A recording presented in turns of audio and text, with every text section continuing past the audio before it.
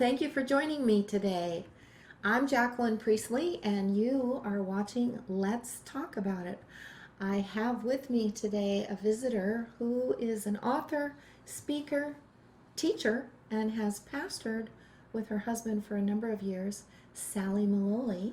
Hi. Welcome to Thank the you. studio. It's Yay. good to be Thank you for here. being here. Salli's been with us before, and last time she was here, we got to talking outside the studio and realized we had fodder for a conversation today that we wanted to share with you. And we're talking about healing when wounded in the church, healing from betrayal in the church. And we know there are a lot of people, myself included. Salli has numerous experiences, and we want to pull you into the conversation. We're hoping you'll really be attentive today. And we prayed because we're trusting God to heal your heart. We've had to have our hearts healed. So many times when people are betrayed or disappointed or let down by people in the church, in the state of being hurt, they pull away from the church totally.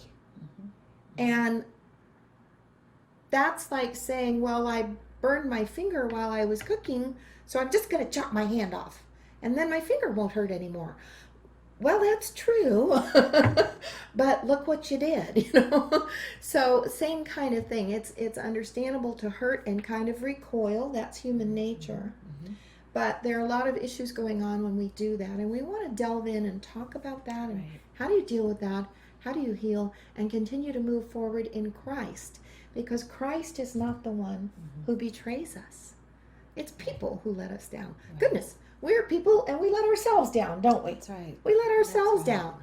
So we're going to get into this and talk about this. And basically how to heal your heart and keep your faith going when something like this has happened. Right. So, Salli, you hinted at an incident that I thought, oh my goodness, if ever there was an opportunity to just be reeling from being stunned about something that happened, and it was so close to home. It wasn't just a Sunday school teacher or somebody who said something rude about your child, or Had all those things happen. Yeah, it was big. Right. So, and you and I were talking before we started the show. We were talking on the phone even yesterday about how Jesus was betrayed. That's right. And I love that. Not that I don't love that Jesus was betrayed, but I love the fact that even in that, we're not alone. That's right. We have a true friend in Jesus. He was betrayed by the religious leaders. And he was perfect. And he was perfect. He was without We are flawed. flaw. But he was not. And yet still he was betrayed. He was maligned. Was murdered. He was murdered. Well, they took his life. They took his life. He gave his life, but they lied about him. But, he would do good things. He would heal people on the Sabbath. Then the religious leaders said, oh, he's breaking the rules. And they were so short-sighted to not see Messiah was right in front of them, to not step back and ponder with a humble heart, who is this who can do these things? Could he be the Messiah? Instead of having joy, they betrayed him, and they let a spirit of offense come in and really take over in their thinking. Right. And that's what we want to be sure we don't do. Right. And it's such a temptation, isn't it? Well, we are not perfect, and we are not Jesus. And so we can say, well, Jesus could forgive. Yeah. He was God. He was perfect. He was this, but I'm not. And what happened to me was horrific, and I can't forgive. And that was what I faced. And that's the dangerous thing. Right. I've been through a lot. I was raised as a pastor's kid. I was raised in the limelight because I sang and I was on television and I spoke, and so you're already a target Yes. for gossip and for, different things. And we went through a lot, and we faced, challenging things as pastors. But when we went through this particular event where this this minister who was very, very close to us, very influential, and turned on us and reneged on what he had given his word Now, to do. weren't you asked to come and pastor? We were. Were you asked to take over Yes, the church? yes, we were. So you relocated from your home. We did. We actually You moved traveled across the country with our kids. Made a huge commitment. Right. And it all fell horrifically apart. And not only did this affect me, not only did it affect my husband, but it had a detrimental effect on our children, who at the time, when we moved there, our son was 16 and our daughter was 12. And this happened over a several-year period of the whole fallout and the mess and the lies and the gossip and the blackballing. And so it was devastating to my whole family. Yeah. And I was so angry at what had happened to my family. Not just, to me. Like you said, you can do it to me. I can work through it. But this affected my children. Yeah, and that's when Mama Bear rises up, understandably. Right. And now it's a different dance. Right. And we lost Altogether. everything.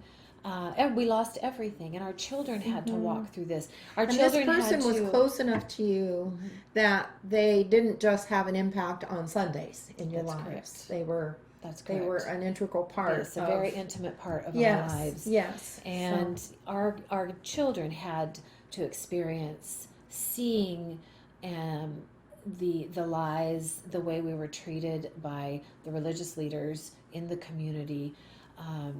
God is at work, and I remember one day, I just every time I would think of this individual and what happened, and what they did, and how they devastated the family and our position and our reputation, I would just get so angry, and especially as a mother. Yeah. And I would pray every day through this whole thing. I would pray. What did you do with that ball of anger? Well, every day I would pray, Lord, I forgive them. Help me to forgive them.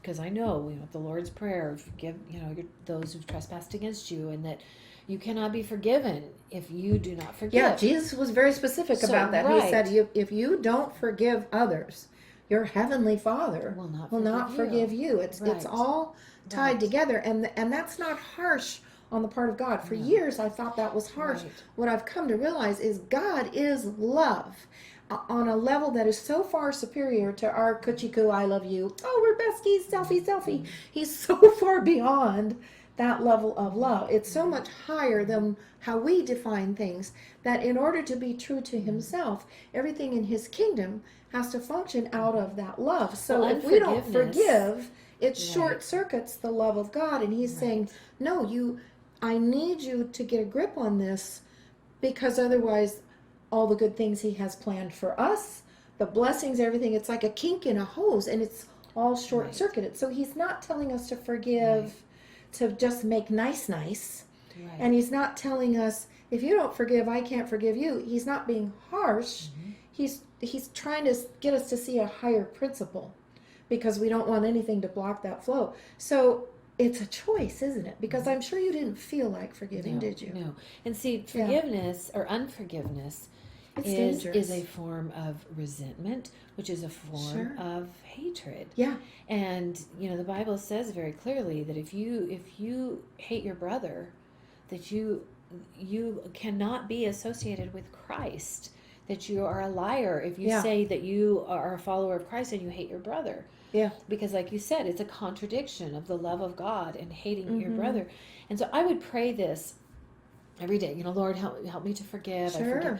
But then something would happen, and it would just come, just like a volcano. Yeah. And one day I was standing in my kitchen, and I was feeling all this. And I remember I just lifted my hands and I cried out to God, and I said, I can't do it. I can't do it. I hate this man. I hate what he has done to us. I hate what he's done to my family and what he's done to my children. And I can't forgive him, but I don't want to be this person. And that's why I said, God, I will do whatever you tell me to do. I will do it. I don't care how humbling it is. I don't care how hard it is. I will do it. But need you to do this in me because I can't do it myself. I cannot forgive this man. Very honest. And I tell That's you, very honest. the Holy Spirit came in because I was ready, and the Lord knew that I was ready. I would do whatever it took. Yeah, Whatever just He told me to of all do, that. Yeah. if it, no matter how humiliating or humbling it was be, if I had to go to this man, whatever I had to do, I was willing to do it because I thought, I don't want to be this person. Yes. I don't want to be this resentful, that's the bigger issue. angry, that's right, unforgiving, bitter person. I don't want to be that. Because otherwise we're staying trapped in the mess. Right, exactly. And God does not want that for any of us. Right. Yeah. It obstructs the flow Yes. of the Love, life-giving blessings, flow all of it. of Christ in us. Yeah. And in that moment, I said, God, I can't do it, but you can do it. And I said, I'll do what you want me to do, but please heal me of this so that whenever I think about this man, have to be around this man, every time I have to see this man, I will have nothing but the love of God for him. That's a powerful Now, I prayer. knew and that's a supernatural thing to ask that would for. have to be a supernatural thing. act, Yeah. because Yeah. of the devastation that had been done. Yeah. And I'm telling you, he did it. He did it in me. He transformed my heart and did what only he could do and gave me a love for that man that had so hurt us and devastated us, and helped me to see him through his eyes. Through God's see eyes. this man through So the Lord's eyes. When you say God gave you a love for this man, I don't think you're talking warm, fuzzy, coochie coo. Oh, His I just love. think you're the best. God His gave you love. his love. So Yes. the Lord, your need was extreme. Yes. And many of you watching, you're right there. And I would really invite you, rewind this on your computer, your laptop, your Roku, your phone, whatever, and listen to how the candor in her prayer. You're raw honest with God Right. about where you were. And we can do that. That is so important for us to be raw honest with God. Well, what And it came back to. You said, I can't do this. You didn't say, I won't do this. You said, I can't. It's not in me to do. You do it in me. And I will do whatever and I'll do whatever you ask me to do. Those two And things are huge. The root of that, though, it comes back to, where is your allegiance? Where is your allegiance? Is your allegiance to please God, or is it to have your way? And that's what it came down to. And that's really what so many offenses within the church come down to is, am I going to nurse my wound and my right to be angry, my right to be right, my right to hold this grudge, and to take down roots in this position of offense, and maybe try to turn other people against that person and build a team, team Salli, where you get empathy and you get stroked, and then all of a sudden it's like a platform for a stage. Yes. And you're the star. That's very sick and twisty. Right. And people do that, don't they? Yes. Yeah. Yes. Or they just go into their cave. They isolate. Their hole, and they isolate. Yeah. A lot of people isolate. And then it's all about me and the wounds. But that's it's not about Jesus. Right. And it's not scriptural. No, it because isn't. we are to be knitly joined together. Yes. And it is to always be about loving Christ and loving others. And the Bible's very clear about loving our brothers and sisters and preferring our brothers and sisters. Now, that does not mean that we are to put ourselves in a position to be abused. The Bible also says to guard our hearts, and we have to do that. And I had to do that. And I had to create some distance, with certain people through my lifetime that were toxic, that were not safe people. They may have been Christians, but in the place they were in their lives, they were not a safe person. Yeah. And so we have to, it's okay to distance ourselves from people that we feel are creating more of a problem and are doing damage to our hearts. But you can walk in agape love. So when you prayed that prayer and God came in and supernaturally did a work, and he gave you the ability to love this person. We're not talking warm fuzzy. We're talking a God perspective of agape grace, agape love. And agape means, so there might be some people who think, what's agape? What does that mean? It's in the Bible. It's a form of love. It's It's higher than emotional love. It's higher than romantic, intimate love. It's a God love, because that's exactly how God loves us. We're knuckleheads. We're sinners. We're awful at times. And yet he, in his constant goodness and his constant purity, he loves us through grace and mercy. So God gave you the ability to see that person with his eyes.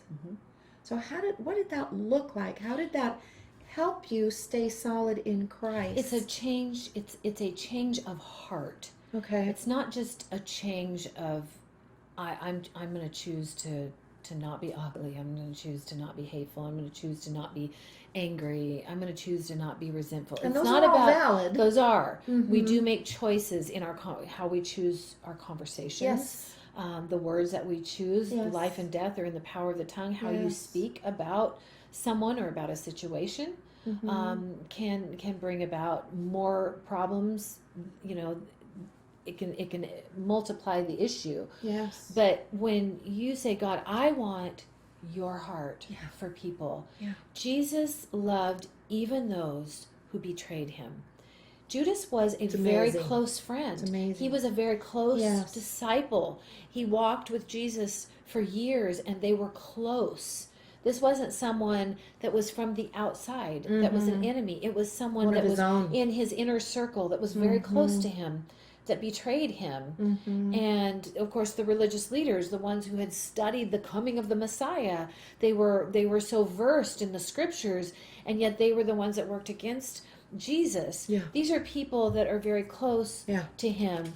But Jesus's heart was about loving and obeying the Father. And when our hearts are towards God, I want a heart like yours. I want a heart that is pure and acceptable in your sight. I want the meditation of my heart and the words of my lips to be pleasing to you, O God, like King David said. Out of Psalms. And when that is the desire of our hearts, then God can bring healing.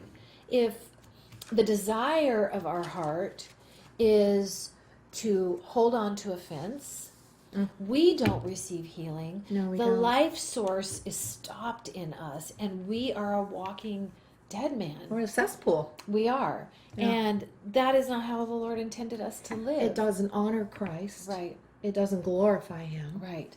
We're constantly in one way or another drawing attention to ourselves. Right. So we're missing the boat. Right. So it's not Right. healthy on Right. any level. It's not Right. healthy mentally. It's not healthy emotionally. Right. It's not healthy spiritually. And that's the biggest thing is we don't want anything to hurt our relationship with Jesus or Right. the Heavenly Father Right. or the tenderness of the Holy Spirit. And I love that prayer you prayed. You got honest with God and you said, I can't do this. I hate this person. And sometimes we think, oh, I can't admit to that because that's so big. If I say that out loud, God will fall off his throne or he won't love me as much because I'm not supposed to be like that. The Lord knows our imperfections. Right. He knows where our heart is struggling. So we do get to be that Right. honest. But the fact Right. that you said, help me, do it in me. Right. And then you've moved Right. forward in your relationship with Christ and you're still walking with Christ. You're still in church, not that particular church, but you didn't give up on church altogether. Right. You didn't give up on God. You didn't give up on the word and you didn't blame God. You didn't say, well, if God loved me, he wouldn't have let that happen. It always fascinates me that people don't want to give God all the credit for the good things. And yet if something goes wrong, they want to give him all the blame.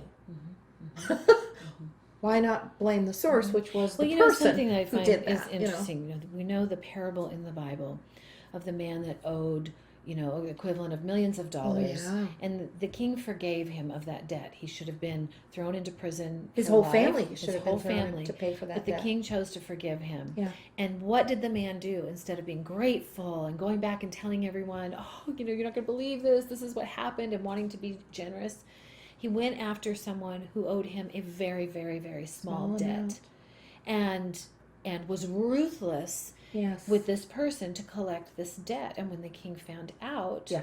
He was furious. And that is what we do. We are guilty of sin against God. We have sinned against God. And yet we think it's okay for us to hold on to this debt, this trespass, this sin that someone has committed against us, who we are imperfect. We are fallen. We are sinful. And yet we somehow in our twisted thinking think we're justified in not forgiving someone else who's fallen. Yet we expect Christ, who is want mercy perfect, for us. we expect God, who is perfect, Yeah. to forgive us. And it doesn't work like that. No. And that's what the message of the Lord is trying to portray when he's saying, you've got to forgive.